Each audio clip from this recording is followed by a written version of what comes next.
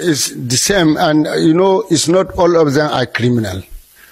Not all of them are criminal, because if you know, or maybe if you investigate what is happening or what makes them to take those laws into their hand, some of them sometimes were cheated by so-called Nsakai, and I have to ban completely the Nsakai in my state.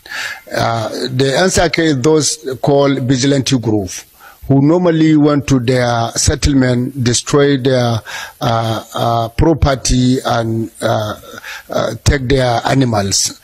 So they doesn't have anyone to speak with.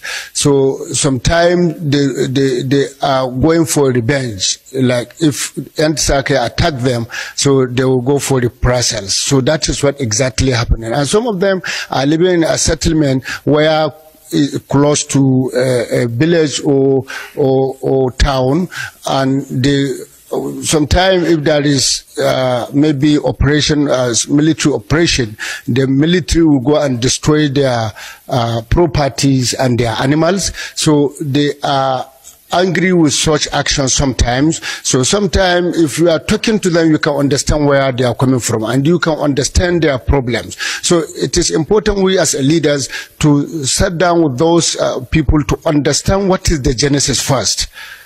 You can't just, jump and conclude that the person is criminal. You have to listen to him. What makes him to go into that activities? So this is what to do. So they are not all of them. It's not all Fulani are criminals.